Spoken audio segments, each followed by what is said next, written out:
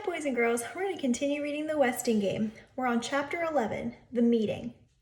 A pale sun rose on the third snowbound morning. Lake Michigan lay calm, violet, now blue, but the tenants of Sunset Towers on waking turned to a different view. Lured by the Westing house, they stood at their side windows, scoffing at the danger, daring to dream. Should they or shouldn't they share their clues? Well, they'd go to the meeting in the coffee shop just to see what the others intended to do. Waiting in her closet of a room, Turtle stared at the white-weighted branches of the maple on the hill. A twig snapped in silence. A flurry speckled the crusted snow. Sometimes when her mother was too busy to do her hair, she sent Angela in, but today no one came. They had forgotten about her. Brush and comb clutched in her fists like weapons, she stormed into apartment 2C. "Do you know how to braid hair?" Flora Baumbach's pudgy fingers, swift with a needle, were clumsy with a comb, but after several tangled attempts, she ended up with 3 equal strands. "My, what thick hair you have! I tried braiding my daughter's hair once, but it was too fine, soft and wispy like a baby's, even in her teens." That was the last thing Turtle wanted to hear. "Was she pretty, your daughter?" "All mothers think their children are beautiful. Rosalie was an exceptional child. They said, but she was the lovingest person that ever was." "My mother doesn't think I'm beautiful." "Of course she does. My mother says I looked like a turtle when I was a baby, sticking my head out of the blanket. I still look like a turtle, I guess, but I don't care." "Where's your daughter now?" "Gone." Flora Baumbach cleared the catch in her throat. "There, that braid should hold for the rest of the day. By the way, you've never told me your real name." "Alice," Turtle replied, swinging her head before the mirror. Not one single hair escaped its tight bind. Mrs. Baumbach would make a good braider if only she'd stop yakking about her exceptional child. "Rosalie, what a dumb name. You'd better get to the meeting now. Remember, don't say a word to anyone about anything. Just listen." "All right, Alice, I promise." Theo wheeled his brother into the elevator and read the new message on the wall. $25 reward for the return of a gold railroad watch inscribed, "To Ezra Ford in appreciation of 30 years' service to the Milwaukee Road. J.J. Ford, apartment 4D. Fo-D, Chris said. "That's right, Judge Ford. Must be her father's watch. Probably lost it. I don't think it could have been stolen by anyone at the party last night." Chris smiled. His brother had not understood him. "Good. This might be an important discovery. Judge Ford's name was the same as her apartment number. Ford, 4D. Theo led the waiting tenants through the kitchen where Mr. and Mrs. Theodorakis handed out cups of tea and coffee. "Sorry, we've run out of cream and lemons. Please help yourself to some homemade pastries." Walking into the coffee shop was like entering a cave. A wall of snow pressed against the plate glass window, scaling the door that once opened to the parking lot. "I've got a car buried out there," Grace Wexler said, slipping into a booth opposite her partner. "Hope I find it before the snowplows do." "If they ever get here," Mr. Hu replied. "Good thing this meeting wasn't held in my restaurant. I'd go broke passing out free tea if you call this tea."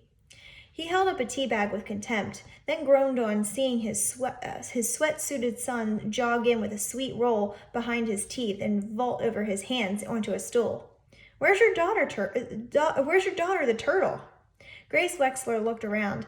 "I don't know. Maybe she's helping her father with his bookkeeping." "Bookkeeping!" Mr. Hu let out a whoop. Grace had no idea what was so funny, but she joined him in loud laughter. Nothing stirred people's envy more than a private joke.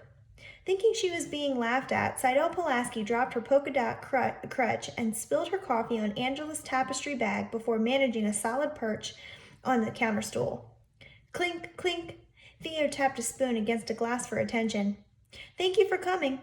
When the meeting is over, you are all welcome to stay for a chess tournament. Meanwhile, I'd like to explain why my partner and I called this meeting. I don't know about your clues, but our clues don't make any sense." The heirs stared at him with blank faces. No one nodded. No one even blinked. "Now then, if no 2 sets of clues are alike, as the will says, that could mean that each set of clues is only part of one message. The more clues we put together, the better chance we have of finding the murderer and winning the game." Of course, the inheritance will be divided into equal shares. Seidel Pulaski raised her hand like a schoolgirl. What about the clues that are in the will itself? Yes, we'd appreciate having a copy of the will, Miss Pulaski, Theo replied. Well, equal shares doesn't seem quite fair, since I'm the only one here who thought of taking notes. Seidel turned to the group, one penciled eyebrow arched high over her red sequined spectacles. Her self-congratulatory pose was too much for Mr. Who. Grunting loudly, he squeezed out of the booth and slapped the shorthand pad on the counter. Thief! The secretary shrieked, nearly toppling off the stool as she grabbed her notebook. Thief! I did not steal your notebook, the indignant Who explained. I found it on a table in my restaurant this morning. You can believe me or not, I really don't care, because those notes you so selfishly dangled under our noses are completely worthless.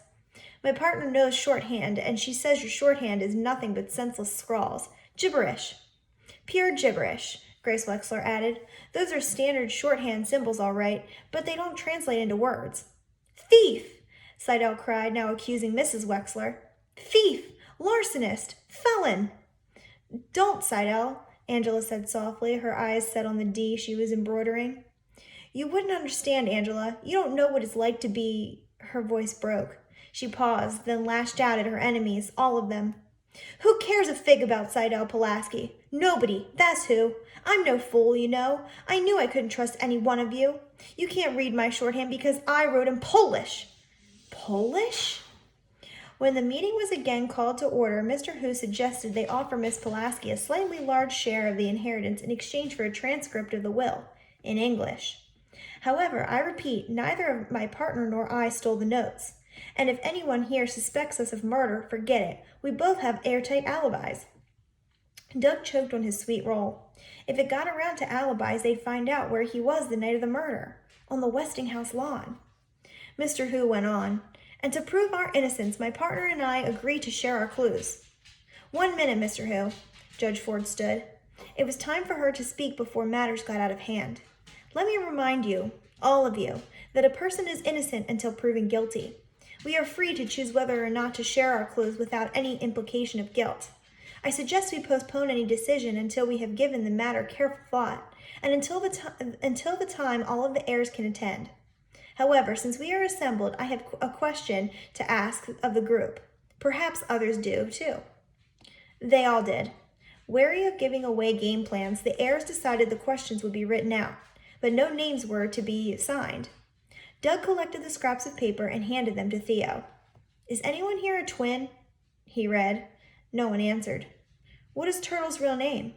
Doug Who was planning another nasty sign. Tabitha Ruth, replied Mrs. Wexler with a bewildered look at Flora Baumbach, who said Alice. Well, which is it? Tabitha Ruth Wexler. I should know. I'm her mother. Doug changed his mind about the sign. He couldn't spell Tabitha Ruth. Theo unfolded the next question. How many here have actually met Sam Westing? Grace Wexler raised her hand, lowered it, raised it halfway, then lowered it again, torn between her claim as Sam Westing's relative and being accused of murder. Mr. Who, an honest man, held up his hand and kept it up. His was the only one. Judge Ford did not think it necessary to respond to her own question. Theo recognized the sprawling handwriting of the next question. Who got kicked last week? Chris did not receive an answer. The meeting was adjourned due to panic. And that ends Chapter 11. Stay tuned for more.